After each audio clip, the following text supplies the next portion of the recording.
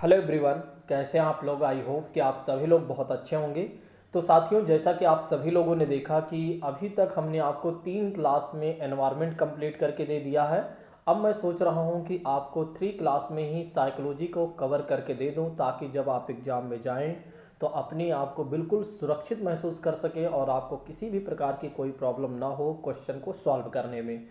आइए शुरू करते हैं, किसी और बात की चर्चा ना करते हुए। लेकिन उससे पहले की एक और बातें, तो जो लोग एनवायरनमेंट की क्लास को नहीं देखे हैं वे क्या करें, जाकर क्लास को देख लें, एनवायरनमेंट की क्लास को। और जो देख चुके हैं वो पेपर देने जाने से पहले, यानी कि एग्ज़ाम देने जाने से पहले अ, एक दिन पहले या 2 दिन पहले वे क्या करें, एक बार फिर से देख लें, ताकि उन्हें किसी भी प्रकार की कोई दिक्कत ना हो और अपने आप को वे मोटिवेट कर सकें। चलिए आइए अब शुरू करते हैं, किसी और बात की चर्चा ना करते हुए सीधा आते हैं आज के अपने पहले टॉपिक पर। तो आज का हमारा पहला टॉपिक है मेरे प्रिय साथियों, वो है अधिगम के बारे में। तो अधिगम के बारे में बात करते हैं तो एक बार आप सोचिए कि अधिगम को क्या कहा जाता है। तो अधिगम को हिंदी में क्या कहा जाता है, इसका एक सरल शब्द है। अधिगम को कहा जाता है सीखना, कहा जाता है। ठीक है। तो अगर अधिगम को थोड़ा से और हम सरल करते हैं तो इसे क्या कहा जाता है, सीखना कहा जाता है। अगर हम इसका हिंदी इंग्लिश रूपांतरण करते हैं तो इसे इंग्लिश में क्या कहा जाता है, लर्निंग कहा जाता है। तो कई बार क्या होता है, एक साधारण सा जो शब्द है, इस शब्द से हम कंफ्यूज हो जाते हैं कि अधिगम का मतलब क्या होता है। तो अधिगम का मतलब, आज से आपकी कंफ्यूजन पूरी तरीके से दूर हो गई कि अधिगम का मतलब होता है सीखना, और यदि इसका इंग्लिश में रूपांतरण करते हैं तो इसे कहा जाता है लर्निंग, कहा जाता है। ठीक है। अब आइए बात करते हैं इसके बारे में। जैसे कि आप देख रहे हैं कि एक छोटा सा बच्चा है। ठीक है। अब अभी आप देख रहे हैं कि यहाँ पर आप देखिए कि एक छोटा सा बच्चा कुछ ना कुछ लिख रहा है। जब वो कुछ लिख रहा है तो इसका मतलब कुछ सीख रहा है। यहाँ पर आप देख रहे हैं एक बिल्ली है और वो पिंजड़े में बंद है। ठीक है। और कुछ करने का प्रयास कर रही है। तो जो करने का प्रयास कर रही है, जब वही करते करते वो किसी चीज़ में दक्ष हो जाएगी या सीख जाएगी तो उसी को क्या कहा जाएगा, लर्निंग कहा जाएगा, यानी कि अधिगम कहा जाएगा। आइए अब समझते हैं इसको विस्तार से। ठीक है। थोड़ा से अपने साइकोलॉजी भाषा में इसके बारे में बात करते हैं, जो हमारे एग्जाम में पूछा जाता है। तो देखिए, कहा जा रहा है कि अधिगम का मतलब होता है कि प्रतिदिन नए अनुभव से व्यवहार में परिवर्तन आने की जो प्रक्रिया होती है उसे क्या कहा जाता है, अधिगम कहा जाता है। यानी कि कह सकते हैं कि प्रतिदिन जो हम नए नए चीज़ों को सीखते हैं और जो अनुभव करते हैं और उससे हमारे जो व्यवहार में परिवर्तन आता है, और उसी को हम क्या कहते हैं, अधिगम कहते हैं। प्रत्येक व्यक्ति प्रतिदिन नए नए अनुभव एकत्रित करता है। बिल्कुल सत्य बात है, हम सभी प्रतिदिन क्या करते हैं, कुछ ना कुछ जरूर नया सीखते हैं। और इन नए नए अनुभवों से उसके व्यवहार में, यानी कि हमारे व्यवहार में परिवर्तन आता है। और इस प्रकार नए अनुभव एकत्रित करना और इनसे व्यवहार में परिवर्तन आने की प्रक्रिया को हम क्या कहते हैं, अधिगम कहते हैं। इस बात को ध्यान रखिएगा। आई होप कि यहाँ तक आप लोगों को समझ में आ गई होगी बातें। अब नेक्स्ट बात कही जा रही है कि सीखना या अधिगम एक व्यापक और सतत और एवं जीवन पर्यंत चलने वाली प्रक्रिया है। तो इस बात को ध्यान रखिएगा कि सीखना या अधिगम क्या है, एक व्यापक, ठीक है, एक व्यापक, सतत और जीवन पर्यंत चलने वाली प्रक्रिया है। इस बात को ध्यान रखिएगा। ठीक है। तो पहली विशेषता इसमें ये है। अब आइए इसको थोड़ा से और अच्छे से समझते हैं कि अधिगम के बारे में। तो अधिगम का अर्थ क्या होता है, नए अनुभव प्राप्त करना। तो अधिगम का अर्थ क्या हो जाता है, नए अनुभव प्राप्त करना। और जो हमने नए अनुभव प्राप्त किया है, उस नए अनुभव के माध्यम से क्या हुआ है, वो हमारे व्यवहार में जो परिवर्तन आया है उसी को हम क्या कहते हैं, अधिगम कहते हैं। उसी को हम क्या कहते हैं, अधिगम कहते हैं। इस बात को ध्यान रखिएगा। अब आइए समझते हैं कि कुछ हमारे मनोवैज्ञानिक हैं, कुछ हमारे हमारे मनोवैज्ञानिक हैं जिन्होंने अलग अलग शब्दों में अलग अलग बातें कहने का प्रयास किया है और हमें समझाने का भी उन्होंने प्रयास किया है। तो आइए समझते हैं। सबसे पहली बात करते हैं वुडवर्थ महोदय साहब के अनुसार। इन्होंने कहा है कि सीखना विकास की प्रक्रिया है। बिल्कुल सत्य बातें हैं। जब हम कोई चीज़ें सीखते हैं तो हमारे डेवलपमेंट में क्या करते हैं, भूमिका निभाते हैं। तो वही चीज़ें, जो चीज़ें हम सीखते जाते हैं उससे क्या होता है, हमारा विकास होता जाता है। तो उसी को हम क्या कहते हैं, अधिगम कहते हैं। तो ध्यान रखिएगा, यानी सीखना कहते हैं और इस कथन को किसने प्रतिपादित किया है? तो वुडवर्थ महोदय साहब ने। तो वुडवर्थ महोदय साहब ने कहा कि देखिए सीखना जो है विकास की प्रक्रिया है, इस बात को ध्यान रखिएगा। स्कीनर महोदय ने हमें ये भी समझाने का प्रयास किया कि देखिए सीखना व्यवहार में उत्तरोत्तर सामंजस्य की प्रक्रिया। बिल्कुल उत्तरोत्तर मतलब हमेशा जैसे कि हम नई नई चीज़ों को सीखते हैं तो उससे क्या होता है, हम आगे बढ़ते जाते हैं, तो वही उत्तरोत्तर की बात की जा रही है। तो इसको स्कीनर महोदय ने क्या कहा, सीखना जो है व्यवहार में उत्तरोत्तर सामंजस्य की प्रक्रिया है, इस बात को ध्यान रखिएगा। और नेक्स्ट बात करते हैं जेपी गिलफोर्ड के अनुसार। देखिए इन्होंने क्या हमें समझाने का प्रयास किया, आइए समझते हैं। देखिए जेपी गिलफोर्ड महोदय कहते हैं कि व्यवहार के कारण क्या होता है, व्यवहार के कारण व्यवहार में ही परिवर्तन होता है, और जो परिवर्तन होता है वो सीखने के माध्यम से होता है, तो उसे को क्या कहा जाता है, सीखना कहा जाता है, यानी कि अधिगम कहा जाता है। तो व्यवहार के कारण व्यवहार में परिवर्तन ही उसे हम क्या कहेंगे, अधिगम कहेंगे, यानी कि सीखना कहेंगे, इस बात को ध्यान रखिएगा। नेक्स्ट बात करते हैं कि कॉल्विन के अनुसार क्या कहा गया। इन्होंने कहा कि देखिए पहले से निर्मित व्यवहारों में अनुभवों के द्वारा जो परिवर्तन हुआ है उसे हम क्या कहते हैं, अधिगम कह रहे हैं, उसे हम क्या कहते हैं, अधिगम कहते हैं। तो इस बात को ध्यान रखिएगा। इन सभी मनोवैज्ञानिकों के कथनों को भी एक दो बार आप ध्यान रखिएगा, यानी कि एक दो बार आप रिवीजन कर लीजिएगा ताकि आपको किसी भी प्रकार की कोई दिक्कत ना हो। चलिए नेक्स्ट बात करते हैं। कहा जा रहा है कि उपरोक्त परिभाषाओं से स्पष्ट होता है कि सीखने के कारण व्यक्ति के व्यवहार में परिवर्तन आता है, और व्यवहार में परिवर्तन जो होता है बाह्य और आंतरिक दोनों प्रकार से हो सकता है।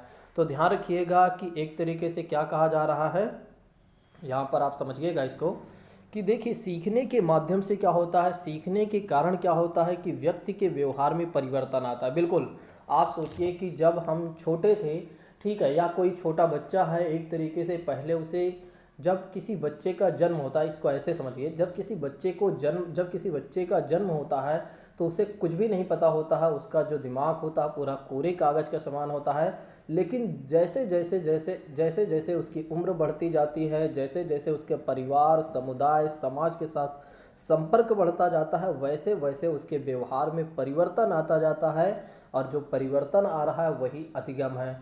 और अधिगम में जो व्यवहार में जो परिवर्तन हो रहा है वो दोनों प्रकार से हो सकता है, या तो बाह्य भी हो सकता है और आंतरिक भी हो सकता है। ठीक है, तो इस बात को ध्यान रखिएगा कि व्यवहार में सीखने से जो परिवर्तन आता है वो बाह्य भी हो सकता है और आंतरिक भी हो सकता है, इस बात को ध्यान रखिएगा।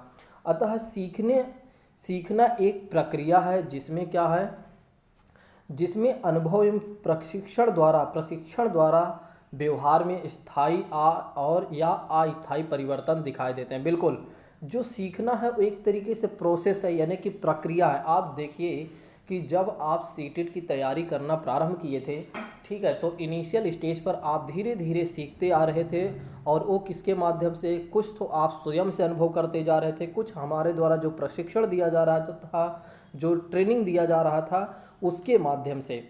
ठीक है, तो आप सीख रहे थे तो उसमें कुछ चीज़ें स्थायी परिवर्तन आया, कुछ अस्थायी परिवर्तन आया। तो जो स्थायी या अस्थायी परिवर्तन आया वही क्या है, अधिगम है, इस बात को ध्यान रखिएगा। अब आइए समझते हैं कि मुख्य नियम के माध्यम से सीखने के मुख्य 3 नियम हैं। एक तो है तत्परता का नियम, ठीक है, और दूसरा है अभ्यास का नियम, और तीसरा है प्रभाव का नियम। अब आइए समझते हैं। वैसे तो 8 नियम है, 5 गौड़ नियम है, इसके बारे में हम अभी देखेंगे। ठीक है, तो सीखने के अगर देखा जाए तो थार्डाइक महोदय के अनुसार क्या है, 8 नियम है, 3 क्या है, मुख्य नियम है, और 5 जो है गौड़ नियम है, यानी सेकेंडरी लॉज है, इस बात को ध्यान रखिएगा। तो थार्डाइक महोदय ने हमें बताया कि सीखने के अधिगम के सिद्धांत में यदि देखा जाए तो मुख्य 3 नियम है, टोटल देखा जाए तो 8 नियम है, जिसमें से 3 मुख्य नियम है और 5 जो है एक तरीके से 5 जो है गौड़ नियम है, इस बात को ध्यान रखिएगा।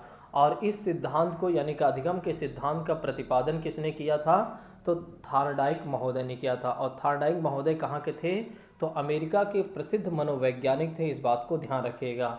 ठीक है, अब आइए समझते हैं सबसे पहले तत्परता के नियम के बारे में, फिर उसके बाद हम देखेंगे अभ्यास का नियम क्या कहता है, फिर उसके बाद हम देखेंगे प्रभाव का नियम क्या होता है। देखिए अगर हम बात करते हैं कि तत्परता के नियम की बात करते हैं, तो इस नियम के अनुसार कहा जाता है कि जब व्यक्ति किसी कार्य को करने से पहले जब व्यक्ति जो होता है किसी भी कार्य को करने से पहले तैयार रहता है और तथा तो वह कार्य उसे आनंद देता है और शीघ्र ही सीख लेता है।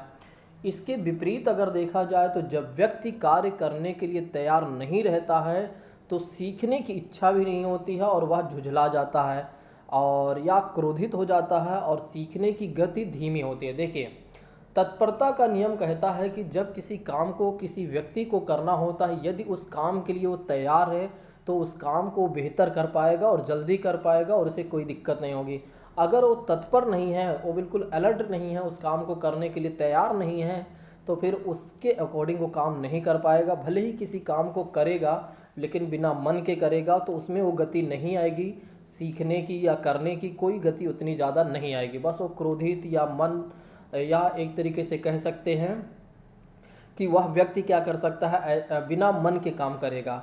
तो तत्परता का नियम कहता है कि जब किसी कार्य को करना होता है तो उस कार्य के लिए व्यक्ति को तैयार होना होता है और अगर वो तैयार रहकर ही उस काम को करता है तो उसी को क्या कहा जाता है, तत्परता का नियम कहा जाता है। जैसे कि ऐसे इसे समझ सकते हैं, अगर एक घोड़े को ले जाया जाए, एक घोड़े को तालाब के पास ले जाया जाए तो अगर वो पानी पीने के लिए तत्पर है तभी वह पानी पिएगा, तो यहाँ तत्परता का नियम लागू होगा। अगर उसे बाध्य करके पानी आप पिला रहे हैं तो तत्परता का नियम नहीं है।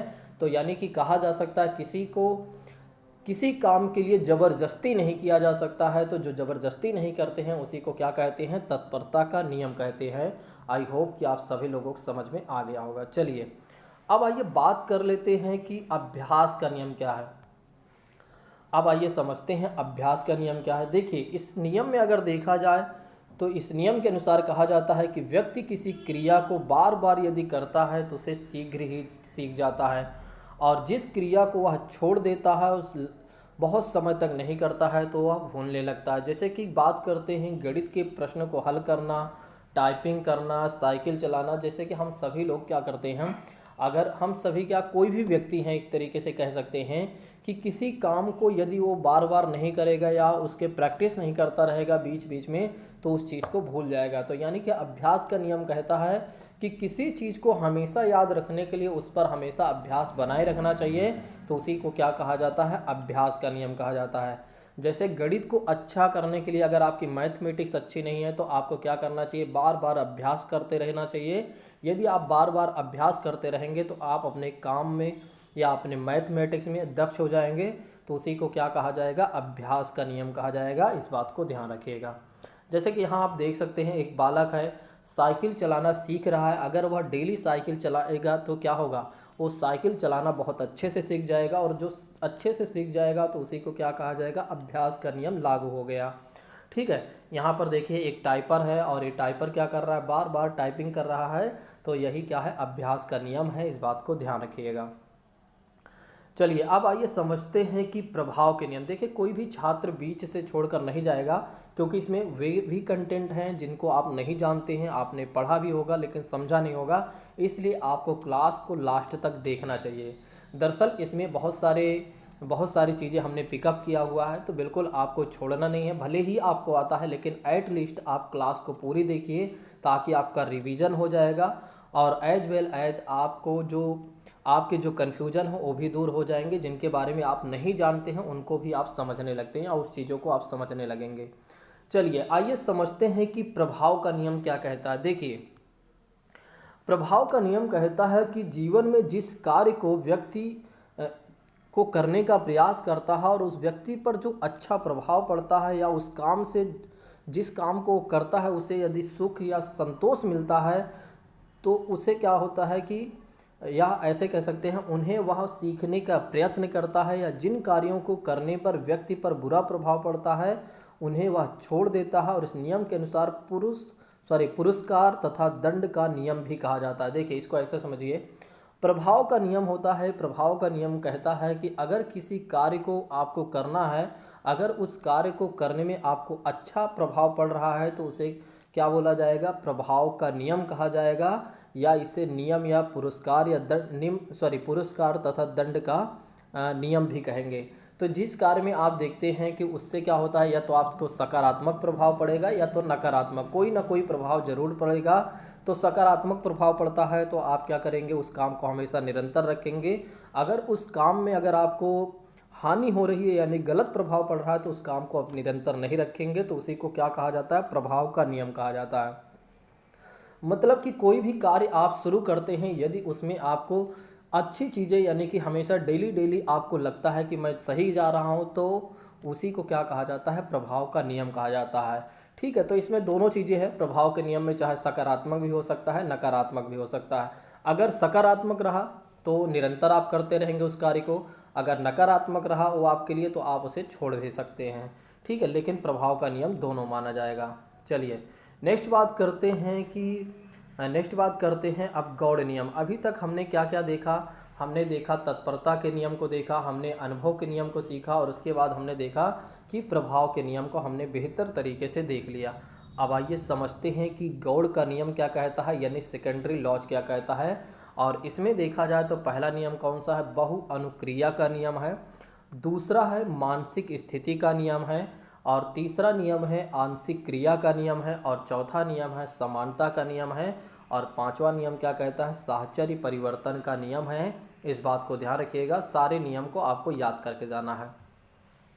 चलिए आइए समझते हैं बहु अनुक्रिया का नियम क्या है। देखिए, इस नियम के अनुसार अगर देखा जाए तो व्यक्ति के सामने किसी नई समस्या आने पर उसे सुलझाने के लिए वह विभिन्न प्रकार की प्रतिक्रियाओं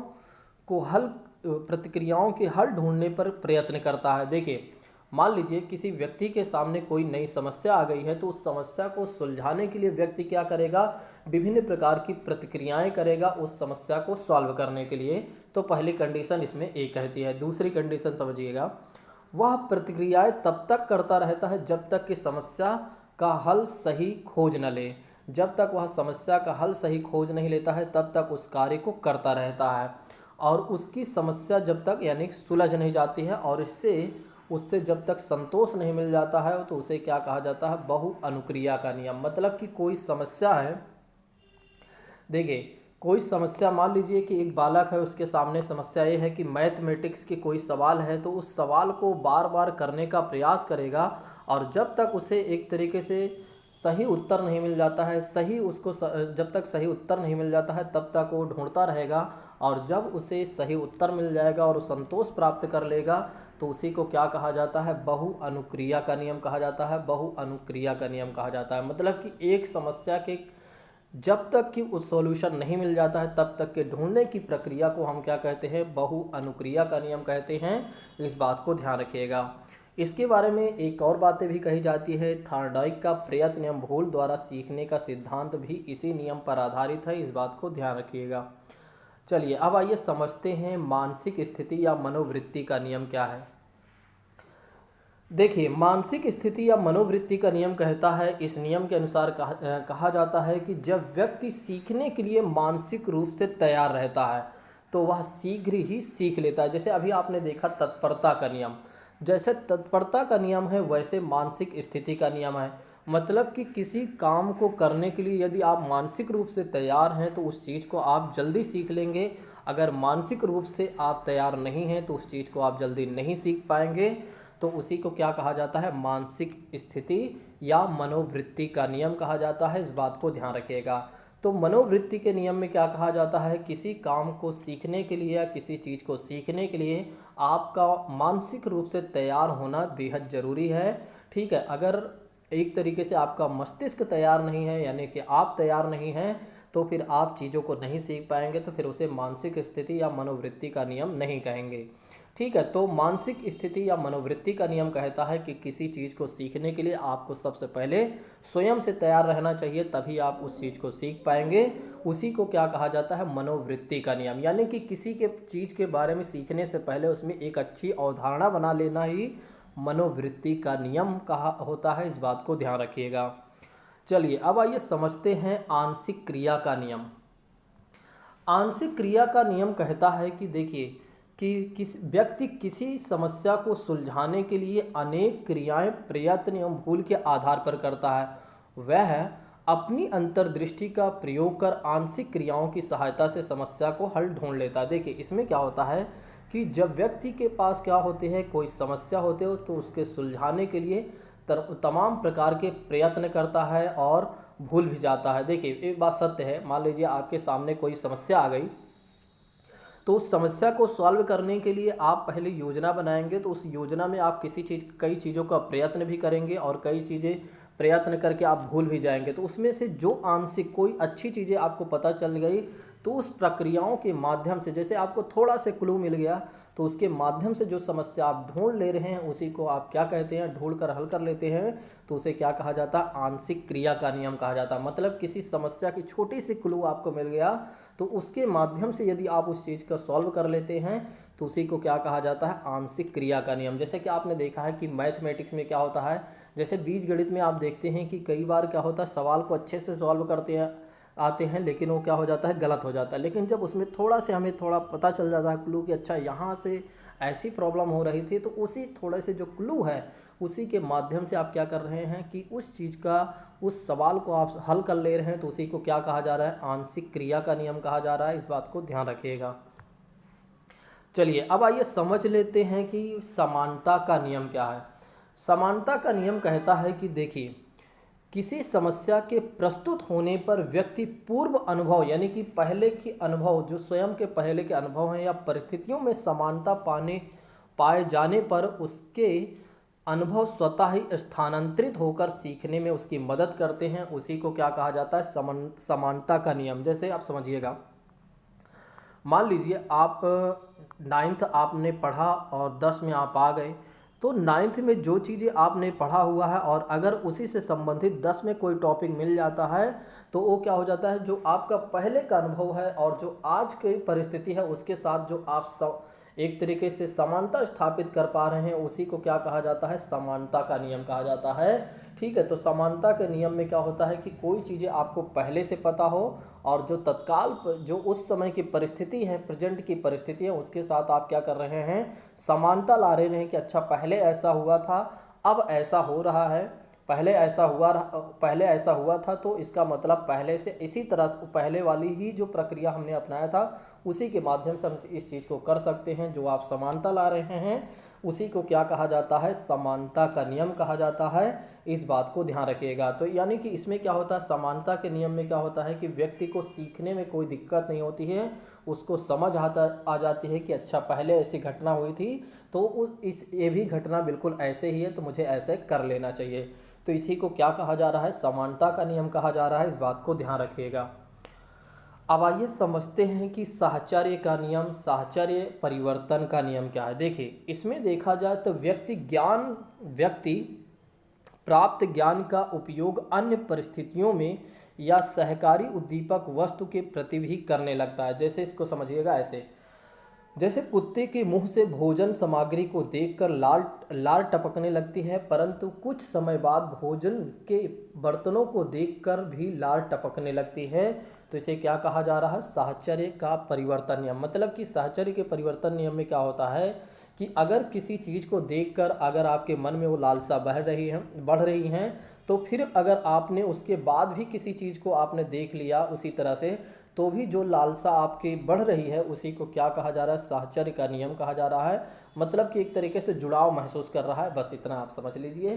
तो इसे क्या कहा जाएगा, साहचर्य या परिवर्तन का नियम, साहचर्य परिवर्तन का नियम कहा जाएगा। क्योंकि यहाँ पर उसी तरह का परिवर्तन हो रहा है, तो इसीलिए इसे क्या कहा जा रहा है, साहचर्य नियम का परिवर्तन कहा जा रहा है। तो हमने देखा कि एक तरीके से थार्डाइक महोदय के अधिगम के सिद्धांत या सीखने के सिद्धांत में 8 नियम को हमने देख लिया। ये 8 नियम अगर आप याद रखते हैं तो 1 नंबर आपका कहीं नहीं गया है, 1 से 2 नंबर भी इसमें से आपको मिल सकता है। बशर्ते आपको इन चीज़ों को बड़ा ध्यान देना पड़ेगा। हर एक एग्जाम्पल को आपको बेहतर तरीके से समझना होगा, जैसे हमने आपको समझाया है। बिल्कुल एज इट इज़ अपने माइंड में आप क्या करते चलिए, लर्न करते चलिए, याद करते चलिए और समझते चलिए। मैं डेफिनेटली कहता हूं कि जब आप एग्ज़ाम में जाएंगे तो आपको कोई दिक्कत नहीं होगी। और साथ ही साथ मैं ये भी कहना चाहूँगा, यदि आप सभी लोगों को क्लास बेहतर लग रही है तो आप लाइक वगैरह कर दीजिए, और एज वेल एज आप क्या कर दीजिए कि आप दूसरे को भी शेयर कर दीजिए। अब आइए समझते हैं कि अधिगम की विशेषताएं क्या हैं, यानी कि करेक्टरिस्टिक ऑफ क्या लर्निंग। आइए समझते हैं। देखिए, अगर इसकी विशेषता की बात करते हैं तो अधिगम क्या है? अधिगम खोज करना है, इस बात को ध्यान रखिएगा। अधिगम व्यक्ति के सर्वांगीण विकास में सहायता होता है या सहायता करता है, इस बात को ध्यान रखिएगा। अधिगम समायोजन में सहायक होता है, इस बात को भी ध्यान रखिएगा। अधिगम क्या करता है? समायोजन का मतलब होता है एडजस्टमेंट करना। ठीक है, तो जो अधिगम क्या करता है, समायोजन करने में भी हमारी सहायता करता है। ठीक है, इस बात को ध्यान रखिएगा। अधिगम से क्या होता है कि व्यवहार में प्रगतिशील सुधार परिवर्तन आते हैं। बिल्कुल, अधिगम से क्या होता है, जब किसी चीज़ों को हम सीखते हैं तो प्रोग्रेसिव चेंजेस आता है, इस बात को भी ध्यान रखिएगा। नेक्स्ट बात करते हैं कि अधिगम उद्देश्यपूर्ण एवं लक्ष्य निर्देशित करता है। बिल्कुल सही बात है। जैसे कि आप सोचिए एक बार कि जो आप सीटेट या यूपी टेट की तैयारी कर रहे थे, उसके पीछे का एक उद्देश्य रहा, और उद्देश्य ये रहा कि आपको सीटेट पास करना है, आपको यूपी टेट पास करना है, आपको सुपर टेट पास करना है। तो अधिगम जो होता है, लर्निंग जो होता है, एक तरीके से उसका ऑब्जेक्टिव होता है एंड गोल डायरेक्टेड करता है या गोल होता है, इस बात को ध्यान रखिएगा।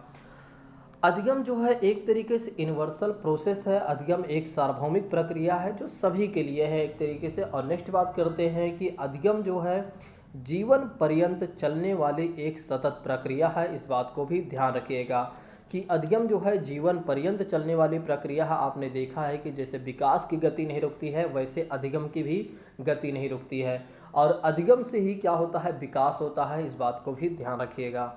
नेक्स्ट बात करते हैं कि अधिगम में और परिपक्वता में क्या अंतर है, यानी कि लर्निंग एंड मैच्योरिटी में क्या डिफरेंसेस हैं, इसको आप लोग ध्यान रखिएगा। ये कई बार हमारे एग्जाम में पूछा जाता है। ठीक है, बड़ा साधारण सा प्रश्न है, लेकिन क्या होता है कि इस प्रश्न को भी हम गलत कर लेते हैं कई बार। देखिए, अनुभव जो होता है अर्जित होता है। बिल्कुल, अनुभव जो होता है यानी कि जो अधिगम होता है वो अर्जित होता है। आपने देखा है कि जब बच्चे का जन्म होता है तो उसका जो माइंड होता है बिल्कुल कोरे कागज़ के समान होता है, लेकिन जैसे जैसे उसकी उम्र बढ़ती है, जैसे जैसे उसका समाज के समुदाय से परिवार से, समुदाय से, समाज से जैसे जैसे उसका संपर्क बढ़ता जाता है, वैसे वैसे वो चीज़ों को सीखता जाता है। इसलिए कहा जा रहा है कि अधिगम जो है अनुभव अर्जित है। लेकिन परिपक्वता जो होती है, मैच्योरिटी जो होती है, एक तरीके से जन्मजात होती है, वो धीरे धीरे वो भी आती है। नेक्स्ट बात करते हैं कि अधिगम जो होता है अभ्यास से प्रेरित होता है। बिल्कुल सही बात है। अभी अभ्यास के नियम हमने आपको बताया कि किसी चीज़ को अगर आपको बेहतर सीखना है, किसी चीज़ में आपको बेहतर होना है, तो उसमें बार बार आपको उस चीज़ के लिए बार बार निरंतर आपको क्या करना पड़ेगा, प्रयास करना पड़ेगा, यानी कि अभ्यास करना पड़ेगा। लेकिन परिपक्वता जो होती है अभ्यास से अप्रभावित होता है। बिल्कुल, मैच्योरिटी के लिए अभ्यास करने की कोई आवश्यकता नहीं है, क्योंकि ये अपने आप से धीरे धीरे होती है। नेक्स्ट बात करते हैं, अभी अधिगम को देखा जाए तो प्रेरणा जरूरी है। सीखने के लिए आपने देखा है कि मोटिवेशन का मिलना जरूरी है। ठीक है, मोटिवेशन का मिलना जरूरी है, तभी आप सीख पाते हैं। और इसके परिपक्वता के लिए किसी की प्रेरणा की आवश्यकता नहीं पड़ती है, यह स्वयं होती है। नेक्स्ट बात करते हैं कि अधिगम जो होता है वो बाह्य होता है, लेकिन परिपक्वता जो होती है, जो परिपक्वता होता है यानी कि मैच्योरिटी वो आंतरिक होता है, इस बात को ध्यान रखिएगा। अधिगम में देखा जाए तो सभी में अलग अलग आपने देखा है कि अगर एक क्लास में 40 बच्चे हैं तो सभी के लर्निंग जो पावर होगी, लर्निंग जो कैपेसिटी होगी, वो सब की अलग अलग होगी। लेकिन मैच्योरिटी अगर देखेंगे आप तो लगभग सब में समान देखने को मिल जाती है। नेक्स्ट बात करते हैं कि जो अधिगम होता है वातावरण पर आधारित है। बिल्कुल, अगर आप अच्छी आदतें सीख रहे हैं तो उसके पीछे का कारण ये है कि आपका एनवायरनमेंट सही है, यानी कि आपका पर्यावरण सही है, आपको सही माहौल मिला हुआ है। अगर किसी बच्चे में एक बुरी आदत है तो आपने देखा है कि पर्यावरण के माध्यम से ही उसके अंदर बुरी आदत आती है, क्योंकि हमने आपको बताया है कि जब बच्चे का जन्म होता है तो उसे कुछ भी नहीं पता होता है, लेकिन जिस एनवायरनमेंट में वो पलता है, ठीक है, जैसे लोगों के साथ संपर्क उसका रहता है, वैसे वैसे उसी तरह के उसके भाषा, उसकी व्यवहार, उसमें नैतिकता, उसमें सारी चीज़ें आप देख सकते हैं या देखने को मिलता है। देखिए मैच्योरिटी जो आती है एक तरीके से वंशानुक्रम पर आधारित होता है, इस बात को ध्यान रखिएगा कि वंशानुक्रम मैच्योरिटी यानी परिपक्वता जो होता है एक तरीके से वंशानुक्रम पर आधारित है, इस बात को ध्यान रखिएगा। देखिए नेक्स्ट बात करते हैं कि जो अधिगम होता है जन्म से लेकर मृत्यु तक चलता रहता है, बिल्कुल सत्य बात है। हमने आपको बताया है कि अधिगम एक तरीके से निरंतर चलने वाली प्रक्रिया है जो कभी न रुकने वाली, जब तक व्यक्ति का जीवन रहता है तब तक अधिगम चलता रहता है, और जैसे व्यक्ति का मृत्यु हुई वैसे ही अधिगम विकास सब खत्म। ठीक है, जब व्यक्ति ही नहीं रहा तो फिर कैसे एक तरीके से अधिगम होगा। नेक्स्ट बात करते हैं मैच्योरिटी एक निश्चित समय तक ही रहती है, बिल्कुल सही बात है। आपने देखा है कि निश्चित समय तक ही मैच्योरिटी रहती है, फिर धीरे धीरे मैच्योरिटी आपने देखा है कि एक तरीके से कम भी होने लगती है एज के अकॉर्डिंग। पहले मैच्योरिटी लेवल धीरे धीरे बढ़ता है, फिर धीरे धीरे आपने देखा है कि कई बार जैसे किसी बुढ़े को आपने देखा होगा कि उसका जो व्यवहार हो जाता है कई बार बच्चों के जैसे हो जाता है। ठीक है, तो इसका मैच्योरिटी लेवल जो होते हैं वो एक समय तक ही था और धीरे धीरे वो ख़त्म होने लगता है, ख़त्म होने लगने। नेक्स्ट बात करते हैं कि अधिगम से जैसे विद्यालय जाना, पढ़ना लिखाई, सिलाई सीखना, नैतिकता, बातें, किससे कैसी बात करना है, बालक को तैरना, ठीक है, बालक कैसे स्विमिंग कर सकता है, तो इन सब चीज़ें वो कहाँ से सीखता है, ये सब सारी चीज़ें विद्यालय वगैरह से सीखता है। ये सब जो सीख रहा है वो क्या है, अधिगम है।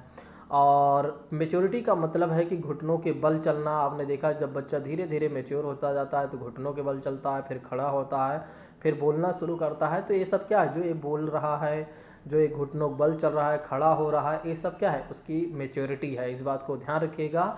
आई होप कि अब आप लोगों को पूरी तरीके से मैच्योरिटी और अधिगम समझ में आ गया होगा। अब आइए समझते हैं कि अधिगम में यानी रटना व सीखने में क्या अंतर है। बिल्कुल आपने देखा है कि रटना को एक बात ध्यान रखिएगा कि इसे हम क्या कहते हैं, बैंकिंग मॉडल भी कहते हैं। तो ध्यान रखिएगा, रटना को हम क्या कहते हैं, बैंकिंग मॉडल कहते हैं। देखिए अब बैंकिंग मॉडल से क्या तात्पर्य है, बैंकिंग मॉडल से तात्पर्य है कि जितना आप याद करते जाते हैं आपके माइंड में वो चीज़ें क्या होती हैं, एक तरीके से भंडार के रूप में भरी जाती हैं। लेकिन ठीक है, वो चीज़ें जैसे मतलब एक तरीके रटना जो होता है एक समय तक हमारे बैंक में जमा हो जाता है, लेकिन धीरे धीरे हम कई बार हम भूल भी जाते हैं, और लेकिन हाँ ज़रूरत पड़ने पर उसको हम बताते भी हैं या बच्चे बताते भी हैं। ठीक है, तो रटना जो है एक तरीके से बैंकिंग मॉडल है, और सीखना जो है एक प्रोग्रामिंग है। ठीक है, तो इस बात को ध्यान रखिएगा, रटना एक बैंकिंग मॉडल है। रट कर आप कितने भी शब्दों का भंडार कर सकते हैं, लेकिन अगर आप किसी चीज़ को एक बार सीख लिए तो वो जीवन भर चलता रहता है। और किसी भी चीज़ के अलग अगर उससे संबंधित कोई और भी बातें हैं तो उसमें आप तर्क वितर्क कर सकते हैं। रटना को अगर आप देखना चाहें तो जैसे 3 इडियट के मूवी में आपने देखा होगा कि एक जो लड़का था, उसका नेम मुझे नहीं आ रहा है याद, और रट कर एग्ज़ाम देता था। उसने भाषण में भी देखा था कि उसने स्पीच में किस तरह के अपशब्द और अभद्रता जैसे चीज़ें को यूज किया। दरअसल उसके अंदर क्या था कि केवल लर्निंग थी, केवल रटना था, यानी कि रट कर वो सारी चीज़ों को करता था। इसके वजह से वो आगे भी नहीं बढ़ पाया। और लर्निंग में आपने देखा कि आमिर खान और एक लर्नर था, वो सीखने वाला व्यक्ति था, और जिसके वजह से वो सीख कर बहुत आगे चला जाता है। ठीक है, तो ये क्या है, लर्निंग और रटना और सीखने में अंतर। तो ध्यान रखिएगा, रटना को हम बैंकिंग मॉडल कह सकते हैं और सीखना को हम क्या कह सकते हैं, प्रोग्रामिंग कह सकते हैं। इस बात को ध्यान रखिएगा। चलिए अब आइए समझते हैं कि वाटसन महोदय के द्वारा खरगोश और बच्चों पर किया गया क्या प्रयोग रहा। ठीक है, आइए समझते हैं वाटसन महोदय की बातों को। वाटसन महोदय ने जो यह सिद्धांत दिया है 1920 में दिया है। अब इनके बारे में आइए समझते हैं। वाटसन तथा उनकी पत्नी रेनर ने अपने पुत्र अल्बर्ट जो कि 11 महीने का था, ध्यान रखिएगा कि वाटसन और उनकी पत्नी का नेम क्या था, रेनर। ध्यान रखिएगा, उनकी पत्नी का नेम भी याद रखिएगा। ये सब अगर क्वेश्चन पूछा हुई तो यूपी टेट में पूछेगा कि वाटसन महोदय की पत्नी का नाम क्या था या उनके पुत्र का नाम क्या था। ठीक है, वैसे सीटेट नहीं पूछेगा, लेकिन फिर भी हमें याद रखना है। चलिए आइए समझते हैं इनके बारे में, इस सिद्धांत के बारे में समझते हैं। वाटसन तथा उनकी पत्नी रेनर ने अपने पुत्र अल्बर्ट जो 11 महीने का था उस पर प्रयोग किया। उन्होंने क्या किया, उसको खेलने के लिए एक खरगोश दे दिया। कंडीशन समझते चलिएगा।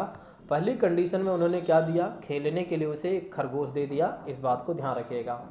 दूसरी बातें समझिएगा, जब अल्बर्ट ने खरगोश को छुआ तब बालक को आनंद की अनुभूति हुई। यानी कि दूसरी कंडीशन में क्या हुआ कि जब बालक को खरगोश मिला तो उसे बड़ा अच्छा लगा। जब बच्चे एक तरीके खरगोश को टच किया, ठीक है, तो यानी कि जब उसको छुआ तो बालक यानी कि जो अल्बर्ट था उसे बड़ी अच्छी अनुभूति आई। लेकिन फिर समझिएगा, लेकिन वाटसन ने कुछ समय पश्चात उसके साथ एक डरावनी ध्वनि पैदा कर दी।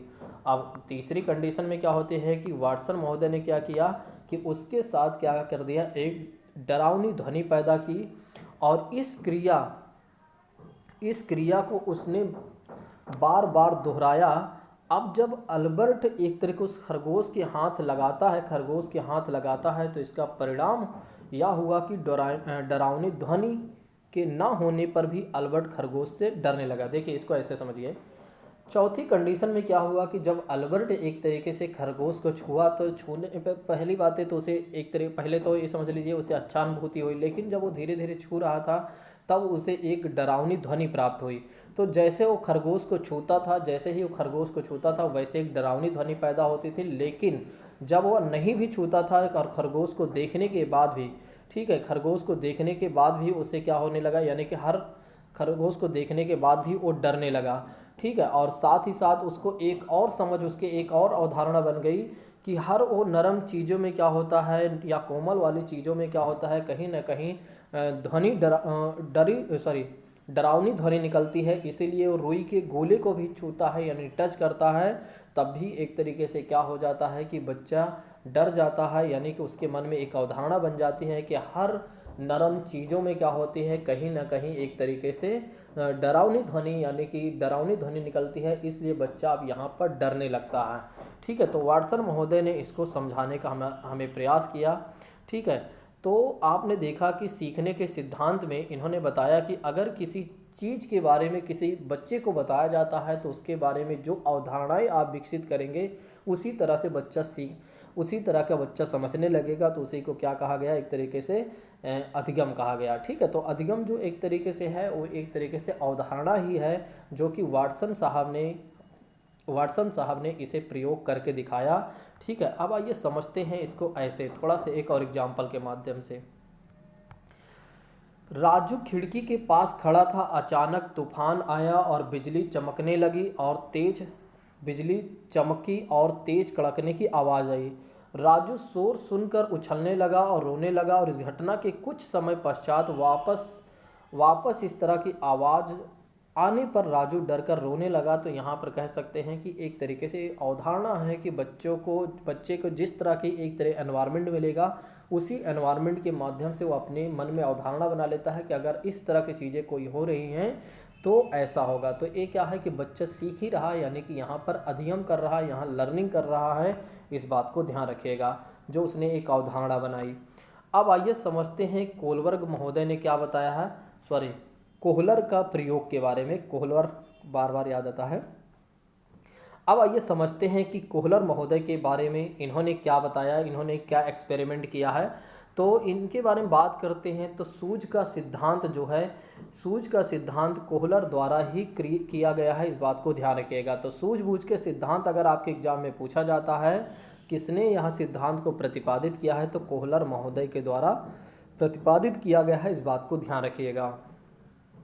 चलिए, कोहलर ने कई तरह के पशुओं जैसे कि वनमानुष, बंदर, मुर्गी और कुत्ते पर भी प्रयोग किया, ठीक है। तो इस बात को ध्यान रखिएगा। कई बार लोग सोचते हैं कि केवल कोहलर साहब ने बंदर पर ही वनमानुष पर ही प्रयोग किया था, ठीक है, मुर्गी पर नहीं किया था, कुत्ते पर नहीं किया था। तो आप लोग आज पहली बार आपको पता चल गया, अब आप जान गए हैं। याद रखिएगा कि उन्होंने कई चीज़ों पर प्रयोग किया था, परंतु 1913 और 1918 के बीच में केनरी द्वीप में, कहाँ पर, केनरी द्वीप में सुल्तान नामक वनमानुष यानी कि चिंपैंजी पर इन्होंने प्रयोग किया, जो कि आज सबसे ज़्यादा प्रचलित है यही वाला, और ये हमारे सिलेबस में ही है। इसको आइए समझते हैं, थोड़ा सा समझने का प्रयास करिएगा। वैसे सब लोगों को पता ही होगा, लेकिन फिर भी जिसे नहीं पता हो याद करते चलेगा और समझते चलेगा। आप एक बार समझ लीजिए, मैंने आपसे बोला है कि रटना नहीं है, सीखना है। रटना नहीं है, सीखना है। अगर आप सीख गए तो जीवन भर के लिए याद हो जाएंगे वो चीज़ें और हमेशा काम देंगे वो चीज़ें। अगर आप रट लिए तो याद तो हो जाएगा, लेकिन सही समय पर उसका इस्तेमाल आप सही तरीके से नहीं कर पाएंगे। ठीक है, तो इसीलिए आपने देखा है कि रामायण काल महाभारत काल में पहले क्या किया जाता है, लर्निंग पर बहुत ज़्यादा प्रेरित किया जाता था, ना कि रटने पर। ठीक है, और कुछ पहले संस्कृत जो होता था, संस्कृत अगर पढ़ाया जाता है तो वहाँ पर रटने को ज़्यादा प्रायोरिटी दी जाती है, लेकिन सीखने पर उतना ज़्यादा प्रायोरिटी या प्राथमिकता नहीं दिया जाता है। चलिए आइए इसके बारे में समझते हैं। देखिए बात करते हैं कि एक प्रयोग में कोहलर ने सुल्तान नामक चिंपैंजी को एक ऐसे कमरे में बंद कर दिया जिसकी छत से केले लटके हुए थे। देखिए समझिएगा, पहली कंडीशन में उन्होंने क्या किया, कोहलर महोदय ने क्या किया कि सुल्तान नामक चिंपैंजी था और उसको एक कमरे में बंद कर दिया और उसकी छत पर क्या कर दिया, एक केले लटका दी। ठीक है, और कमरे में क्या हुआ था कि कमरे में एक बक्सा भी रखा हुआ था और चिंपैंजी उछल कूद कर केले को प्राप्त करना चाहता था, लेकिन वह प्राप्त नहीं कर सका। देखिए दरअसल क्या हुआ, अब भाई केला दिख रहा है, आप सोचिए कि किसी के सामने भोजन रखा हुआ है और तो भोजन वो खाएगा नहीं, तो भोजन का प्रयोग पाने का प्रयास करेगा। तो चिंपैंजी ने भी वही किया, बार बार प्रयास किया, लेकिन वो प्रयास में असफल रहा। नेक्स्ट कंडीशन की बात करते हैं, परंतु बक्से को कमरे के बीच में रखकर और उस पर खड़ा होकर उछलने पर केले पा सकता था। तो पहली कंडीशन यहाँ पर ये है कि अब हम कह रहे हैं कि अच्छा वहाँ पर हम ये सोच रहे हैं कि वहाँ पर अगर चिंपैंजी चाहे तो केले को प्राप्त कर सकता है, लेकिन जो कमरे में बॉक्स रखा है उसको रख कर बीच में और उससे उछल कर अगर चाहे तो पा सकता है। हम सोच ही रहे हैं, बाकी वो अभी कर भी देगा, अभी हम सोच ही रहे हैं। सुल्तान ने उछल उछल कर केले प्राप्त करने का प्रयास किया, परंतु केले प्राप्त करने में असफल रहा। अचानक उसे कुछ सूझा। उसने क्या किया, बॉक्स को प्लेटफॉर्म के ऊपर केले के ठीक नीचे रखकर उछल कर क्या कर लिया, केले प्राप्त कर लिया। देखिए जो हम अपने मन में सोच रहे थे कि सुल्तान ऐसा कर सकता है, लेकिन सुल्तान के भी मन में वही बातें आ गई कि बिल्कुल ऐसा मैं कर सकता हूं तो मुझे केले प्राप्त भी हो जाएंगे। और सुल्तान ने क्या किया, उसी सूझ के माध्यम से उसने क्या किया, केले को प्राप्त कर लिया। तो इसी को क्या कहा गया, इससे सिद्ध हो गया कि एक तरीके से इससे सिद्ध हो गया कि व्यक्ति में सूझबूझ भी होता है, यानी किसी भी लक्ष्य को प्राप्त करने के लिए क्या होता है कि सूझबूझ का भी होना जरूरी है। ठीक है, तो आपने देखा कि सुल्तान के इन सब कार्यों से सिद्ध हुआ कि उसमें सूझ थी जिसने उसे अपने लक्ष्य को प्राप्त करने में सहायता की। बिल्कुल, अगर किसी भी व्यक्ति में सूझबूझ है यानी सूझबूझ है तो अपने सूझबूझ के माध्यम से क्या कर सकता है, किसी भी लक्ष्य को प्राप्त कर सकता है। जैसे आप लोग क्या कर रहे हैं, जैसे आप लोग सीटेट और यूपीटेट को पास करने के लिए आप अपने सूझबूझ को कहीं ना कहीं प्रयोग कर रहे हैं कि मुझे कैसे पेपर देना चाहिए, मुझे कैसे, कौन सी मेरी रणनीति सही होनी चाहिए और कौन सी चीज़ें हमें ज़्यादा पढ़ना है, कौन सी चीज़ें हमें कम पढ़ना है। तो वही जो आप कम पढ़ रहे हैं या ज़्यादा जो पढ़ रहे हैं वही आपका सूझबूझ है। वही कोहलर महोदय ने समझाया कि कोई भी व्यक्ति किसी भी लक्ष्य को प्राप्त कर सकता है, बशर्ते उसके पास क्या होना चाहिए कि सूझबूझ होना चाहिए, उसे खुद की समझ होना चाहिए कि मुझे इस लक्ष्य को कैसे पाना चाहिए, यानी कि उसके पास सही रणनीति होनी चाहिए। जैसे कि चिंपैंजी ने अपने लक्ष्य को प्राप्त करने के लिए उसके अंदर सूझबूझ था, यानी कि उसके पास खुद की समझ आ गई कि मुझे अगर इस केले को प्राप्त करना है तो यूं ही अगर मैं प्रयास करता रहा तो सारा दिन में नहीं पा पाऊंगा, लेकिन अगर मैंने थोड़ा सा यहाँ पर इसको रख देता हूँ इस बॉक्स को, तो इसके माध्यम से मैं ज़रूर केले पा जाता हूँ। और उसने केले को प्राप्त भी कर लिया, यानी कि अपने लक्ष्य को प्राप्त भी कर लिया। चलिए अब आइए बात करते हैं दूसरा प्रयोग क्या था। ठीक है, ये दूसरा प्रयोग तक हम नहीं देखेंगे, तीसरे प्रयोग तक देखेंगे, यानी कोहलर के सिद्धांत तक हम देखेंगे पहली क्लास। दूसरा सिद्धांत क्या कहता है कि दूसरे प्रयोग में कोहलर ने सुल्तान को वापस कमरे में फिर बंद कर दिया। अब कोहलर महोदय ने क्या किया, दोबारा सुल्तान को क्या कर दिया, कमरे में फिर बंद कर दिया और छत की ऊंचाई में केले को फिर लटका दिए और कमरे में इस बार उन्होंने क्या कर दिया, 2 बॉक्स रख दिया। अब इस बार उन्होंने क्या किया, कमरे में 2 बॉक्स रख दिया और सुल्तान उछल कूद करने लगा, लेकिन वह केले प्राप्त नहीं कर सका। देखिए वो केले प्राप्त नहीं कर सका, वो फिर केला प्राप्त करना चाहा तो केले को प्राप्त नहीं कर पाया, लेकिन फिर उसने पुनः बॉक्स को क्या किया, मध्य में रख कर केले प्राप्त करने की कोशिश की, लेकिन केले जो थे एक तरीके से ज़्यादा ऊंचाई पर था। तो इसलिए उसने उसने समग्र आकार का निरीक्षण करके सूझबूझ के माध्यम से क्या कर दिया कि पहले वाला बॉक्स और उसके ऊपर एक बॉक्स और रख दिया, तो आसानी से उसने केले को प्राप्त कर लिया। तो यहाँ पर पहले वाले में उसने सूझ का नियम लगाया था, यानी कि उसको सूझ का नियम लगा था उसके, और इसमें उसने क्या कर लिया, बूझ का नियम लगा लिया। तो इसी को क्या कहा गया, सूझबूझ का नियम कहा गया, सिद्धांत कहा गया।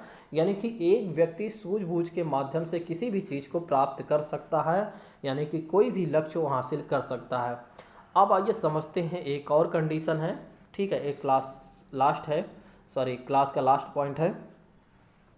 तीसरी बात करते हैं, तो सुल्तान को पिंजरे में बंद किया गया और उस पिंजरे में दो छड़ी रख दी गई, और ये दोनों छड़ी आपस में परस्पर जोड़ने वाली थी, ठीक है, इस बात को ध्यान रखिएगा।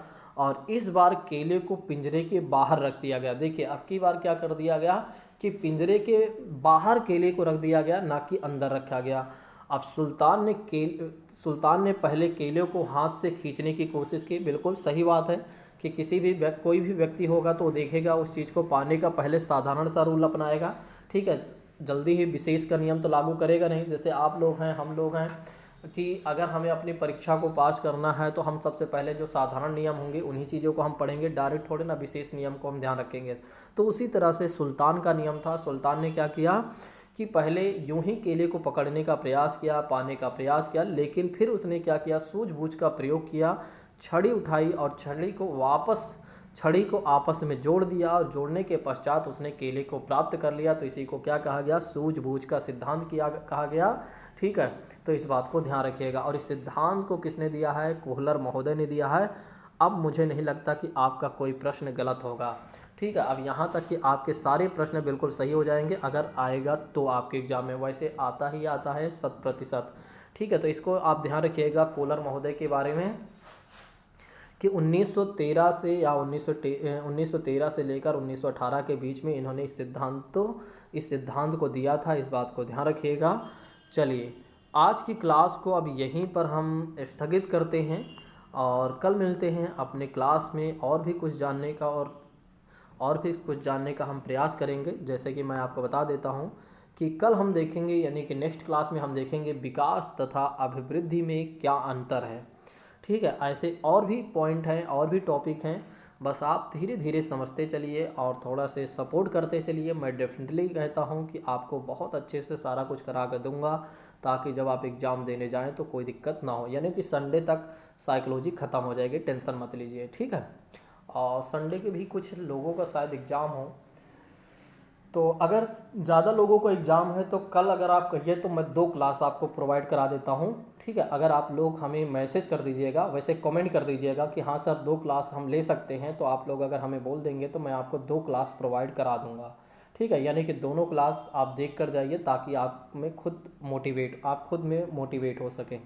चलिए आज की क्लास को यहीं पर स्थगित करते हैं। Thank you so much. जय हिंद दोस्तों, take care all of you.